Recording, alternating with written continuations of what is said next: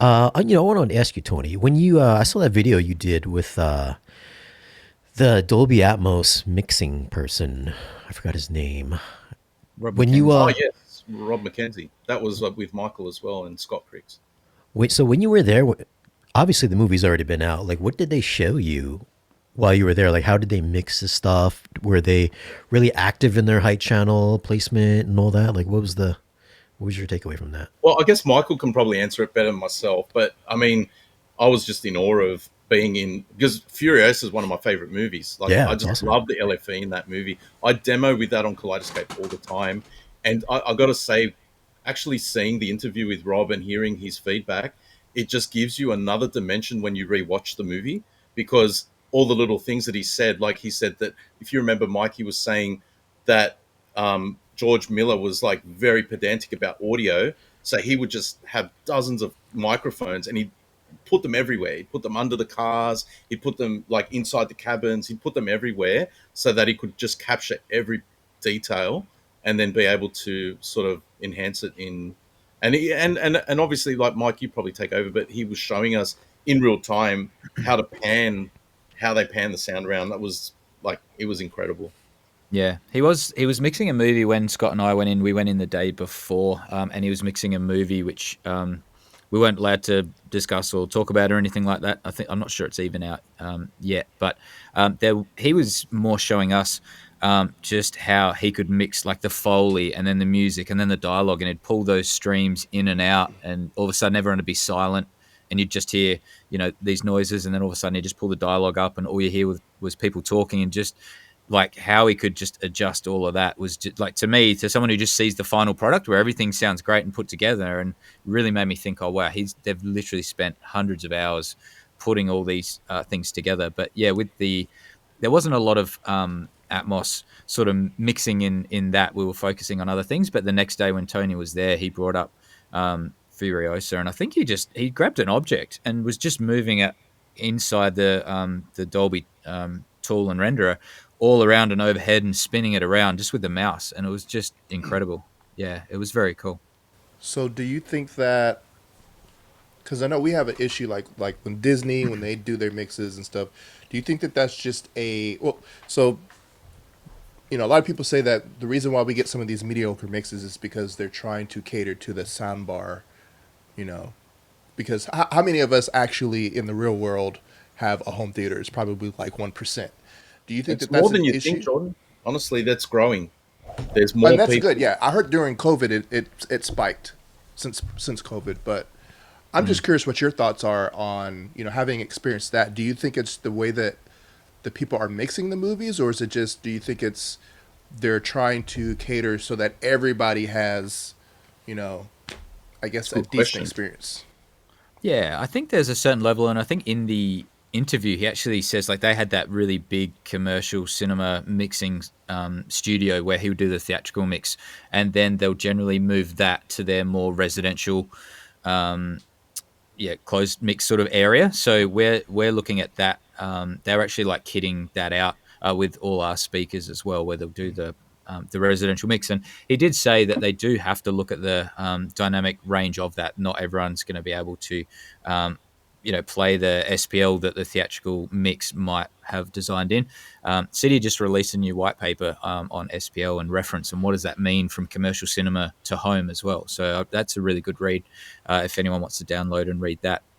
And yeah, the mixing, like Rob was really, he was really into it, wasn't it, Tony? Like I really think the amount of the time and effort and everything they put in, they're going to be mixing objects everywhere. They're not necessarily going to lock it to specific places. I think they're going to do that, and it really depends, I think, on the studio and the time they've been allocated and the budget and all those considerations as well.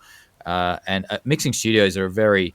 We were there when we were recording, Tony. We were against it, like with the clock, and I got a little snippet of what it must Oh, be like for a sound mixer to be able to, you know, do as much as they possibly want to be able to do in the time that they're given. they're on the But clock. That's what it was. I remember when I was Right. recording my intro and outro, the lady came in like 4 or 5 times while I was just yeah, trying to one shot my intro.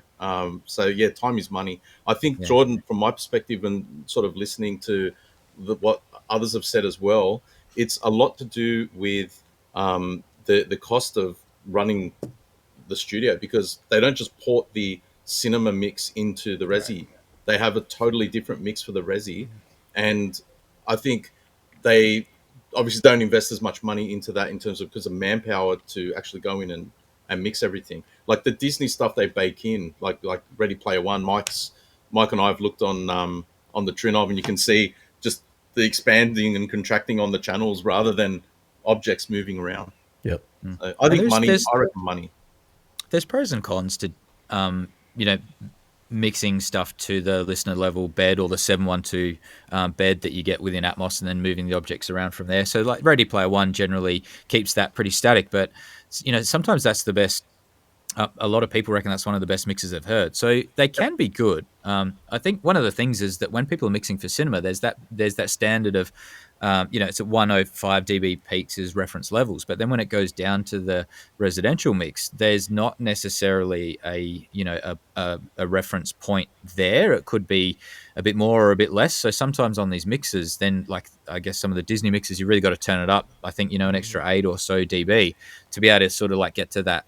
Bring that back to that level. So, yeah, there's a few different areas at play there. Residential doesn't necessarily have as much, I guess, reference as what a commercial mix will, but it's really, hopefully the studios and mixers really do value that quality of their audio mixes and keep stuff nice and discreet, use your objects really well, because that's what, you know, it brings that extra level of immersion, even though they can do a really great job with a baked 712 or whatever it may be. Yeah.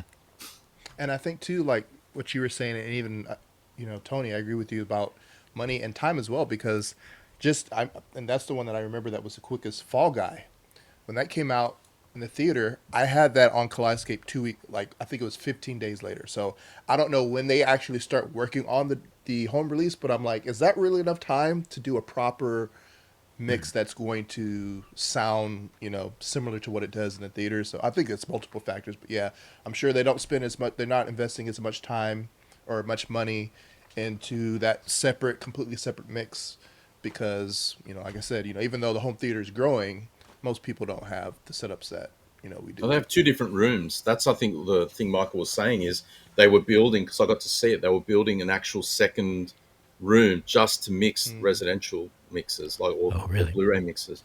Well, at least they're dedicating. That's, you know, that's having a dedicated space for that. So hopefully that means that they'll be better. Helps it translate more to this room and the reflections, and you know, it's going to translate a lot more to what it's going to sound like in someone's residential room. So yeah, if you get a minute, have a look at the SPL white paper. The CD brought out. It's got some really good info in it. Yeah, interesting. Terminator Juice, I only watched it once, but I don't remember Furiosa sounding that impressive. What did I miss? Dude, I gave it a 10. I thought it was awesome sounding. I'm with you. Yeah. Unfortunately, nobody went to go see it, but it was one of the best looking and sounding movies I hear. I reckon the story is great as well. Maybe it's a bit too Aussie. I don't know. Like Chris Hemsworth really does lay it on a bit thick, but I mean, it's a great movie. I heard it just because it was, you know, it didn't have the main character in it, Mad Max. That's what I've heard. That's because you're calling it a Mad Max movie. It's kind of like with Tron. There's no cool. Tron in Tron areas at all. Zero. Nah, well, it's called Furiosa. It's about Furiosa. But a Mad Max story. I don't know. That's one of the things that I've heard. Maybe it's why it didn't do as well. Maybe people were expecting Mad Max to show up. I don't know. I haven't seen it. But. Well, you should see it. It's one of the best looking. I gave it a 10/10, audio and video. Yep. Yeah, it's great. I'm with you. It's visually beautiful as well. Yeah. Like on the JVC, I'm running a 900 and an 800, but the 900 in that room on a 180 inch, and I'm telling you that I just think it's absolutely stunning. Yeah. There's scenes, you know, where like when she's up against the gate and the flames go flying past her.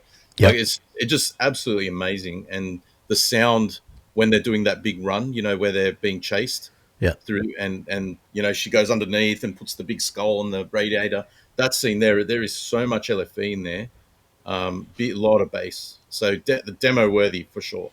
Yeah, 100%. And they were, what kind of speakers did they have in there? When we went into RMS, they were, because they moved studios, they were reconfiguring them. But when we went in, they were they're commercial cinema ones, but they were the big 3-ways with I think dual 15s in them.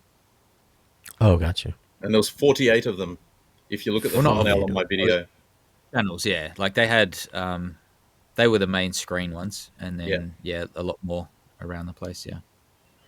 yeah, 48 So, channels all up. Yeah, so what the surround speakers? Those were the dual 15s, or is it some other model? No, the surrounds I think were the single 15s, but there was a lot of them. So yeah, they were the. There's a good shot. I'm not sure if you've got it, Tony, but if you have a look at Tony's video, he did of that with RMS Studio. It was probably a few months back now, wasn't it, Tony? yeah. I'll Yeah. link. Can I link it? Is there a way to link it? Yeah, just drop it in the chat. But they really spent time to get every speaker angled, panned, tilted exactly at the mixing desk. So they spent a lot of time. The spatial resolution in that room was just incredible.